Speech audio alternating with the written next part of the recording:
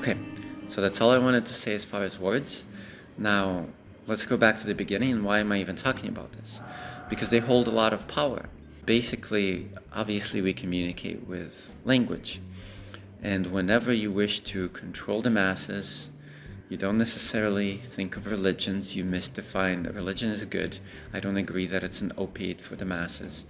I mean, it can be, but you redefine and you misdefine words, but you can also do it in a good way. So the communists use this for manipulation most definitely. Like, they redefined capitalist as somebody bad, as the enemy, or they labeled people as the enemy of the state, or what is it today? It's foreign agent or something like that, which basically can be defined as the enemy of Putin or something of the sort, or somebody who speaks their mind.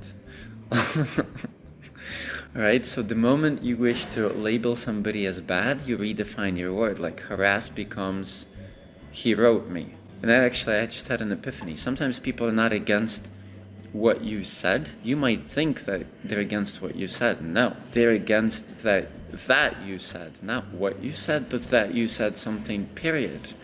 Because many people actually object to you communicating. They want to shut you up. They want to have the last word. They want to be right. They want to be the boss. They want to be listened to. And they're like, how dare you speak your mind? Well, the solution to that is just keep speaking your mind until they're apathetic and they will know that they can never shut you up. Like, here, this is my solemn promise to you guys. No matter what happens, I'm very proud of the fact that I'm getting critics and haters and so forth. No matter what happens, I will always continue communicating. I will always speak my mind. And the more critique and criticism I get, the more I will speak my mind. And the more popular this channel will get, and the more out there I will be as a translator, lecturer, speaker, and so forth. That's my solemn promise. Take it to heart, and I'll take it to heart. So, yeah, anytime that you wish to manipulate somebody, you redefine words, or a nation, or a person. You redefine gratitude and love. Like, there's this beautiful story by Oscar Wilde. I forget maybe it was called The Wheelbarrow, but it was about like two friends, quote unquote. And there was like this capitalistic friend, and I think the good one was Hans, but this like rich, manipulative, abusing friend always kept saying like, well, I'm going to give you my axe or my cart for the winter. Don't you feel gratitude? Shouldn't you do something for me? And now I'm thinking, yeah, friend was probably the word he was redefining, and maybe gratitude.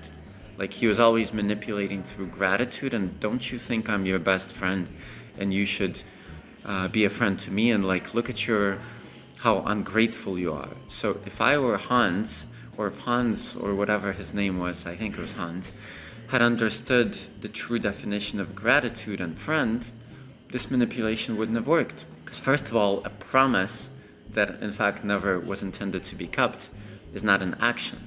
A promise is not the same as an action. Words are just that, parole, parole, parole. I mean, they can be powerful and they should not be underestimated, but somebody told me yesterday, a pretty cool girl, like, I look at people's actions, not at their words, And you can't really look at words. Well, you can if they're written on a page. But anyway, so what is a friend? Well, a friend is that's a different definition. Maybe I should have defined, but in my definition, a friend is somebody who truly helps their friend, who stands up for their friend, who does not let their friend be bad-mouthed and so forth. Like, they are completely loyal. They will not criticize their friend in front of others, but they will critique and tell the truth to their friend tete-a-tete, right, face-to-face. So I could probably think of more words and think of your own examples from literature, but mainly life. But the whole point is definitions of words, correct definitions, are powerful. Freedom is probably another one that I should have spoken about, because many people redefine freedom as like never having any limits or barriers, but that's false freedom, because that would be chaos or complete anarchy. I suppose that would be absolute freedom, but who wants it? Like, we couldn't live with such freedom. So true freedom is, still relative, but a high degree of it, and it probably would mean the ability to do or say whatever you want unless it harms other human beings or other species or the planet and so forth. And many people redefine freedom as to do whatever we want or I want, not thinking about the other parts of life. But the moment that you infringe on their territory, they're like, oh, you are abusing my freedom, right? It's kind of funny, or maybe it isn't. So what is the positive side of this? The positive, and we're almost done. The positive side of this is that you can actually insist on the proper definitions of words for translation and for life.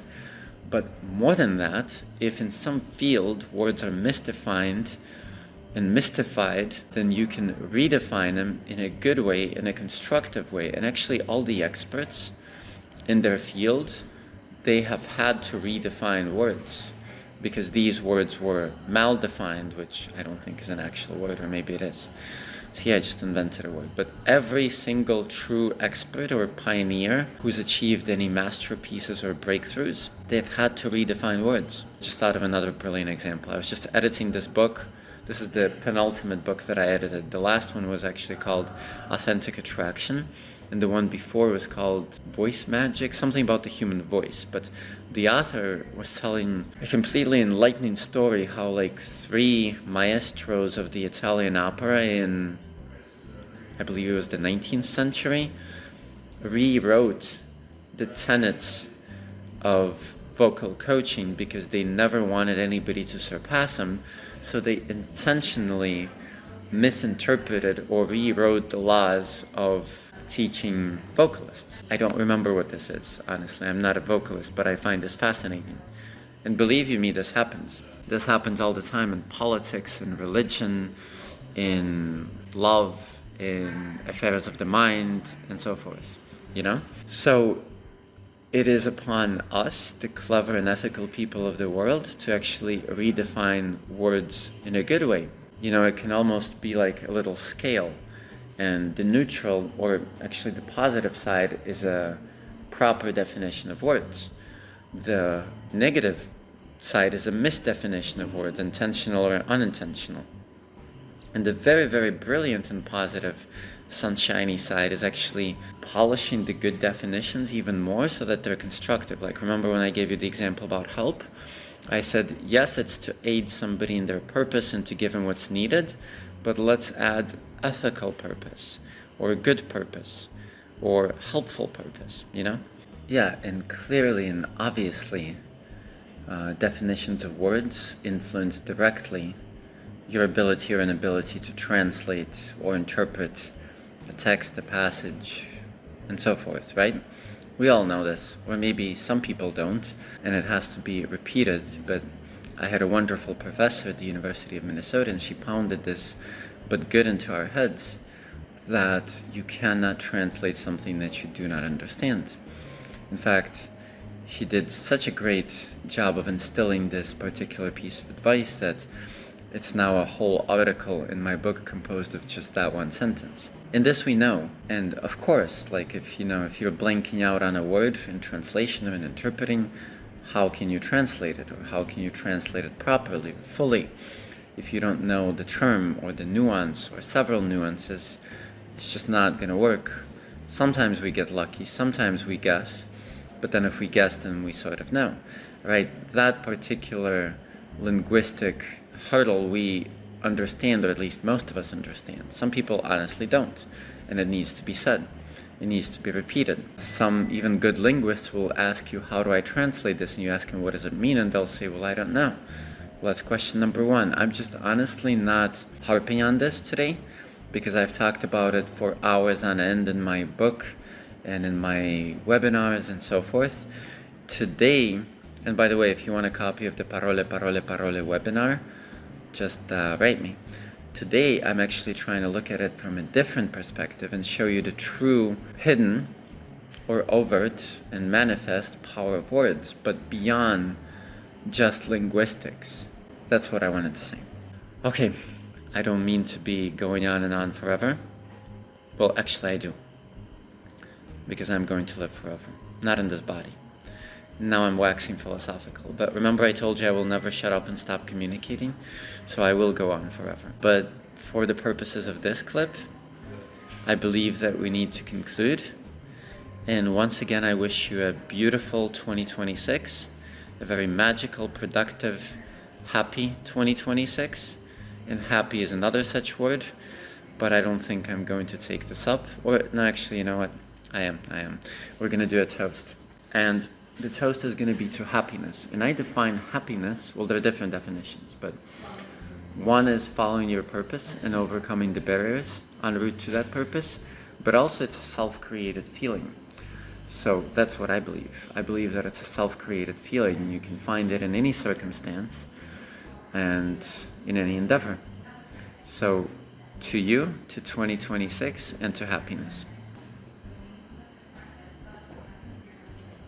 Okay, and to clever definitions of words. Ciao.